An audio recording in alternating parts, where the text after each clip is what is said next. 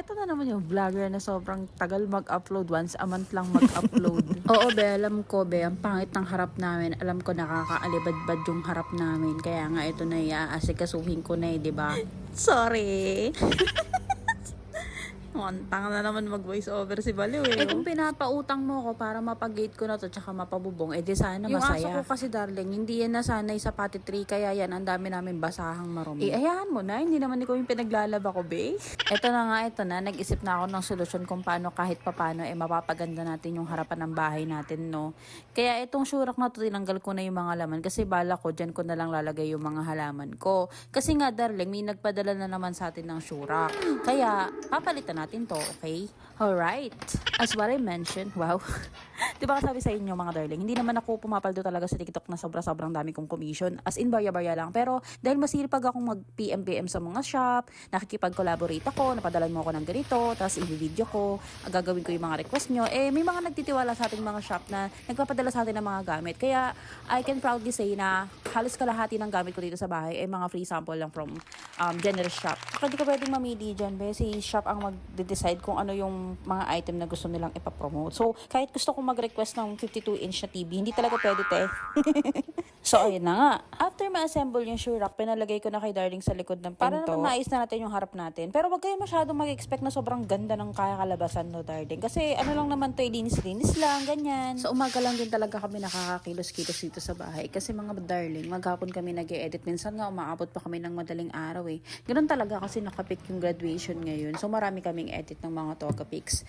And mind you, hindi kami nagde-day off. So, sinimula na nga namin ayusin yung mga halaman. Ito palang mga halaman na to, binigay lang ng kapitbahay natin bilang tayo ay, alam mo naman, friendly kapitbahay. So, sinabi ko nun sa kapitbahay namin na, ala ate, ang gaganda ng mga halaman nyo, pwedeng humingi. Tapos sabi niya, ay hala talaga ba? Oo, kasi may green thumb ako eh. So, sinukso ko lang yan, tapos tumubo na. Tapos ako naman sabi ko, hala, ang galing mo, sana ako din. Pwede ba akong humingi ng tagi-isang kinds? Sige, basta gumupit ka na lang dyan. Tapos syempre, be, binigyan ako. So, kumuha ako ng gunting. Pinagugupit ko yung bawat isang uri ng mga halaman nila. Kaya ayan, ang binili na lang natin ay paso at saka lupa. So, nakalibre tayo ng halaman. Next day in the morning na, so tinignan ko naman yung mga tinanim nating mga halaman kahapon. Mukhang okay naman sila, bukod sa medyo nag-dry sila ng konti kasi syempre, kakalipat lang nila ng paso. Pero tingin ko naman mabubuhay naman sila. Yung iba sa mga yan bigay ni Mama, tsaka bigay ni Kimberly. So, update ko kayo sa next vlog ko kung nabuhay ba sila or na-deads. So, pumasok na ako ng bahay, tapos nagganda-gandahan muna ako dito dahil may nagpe-prepare na ng ating almusal. Alam mo naman, yung nagluluto ng almusal natin every morning. Sana danas mo, be.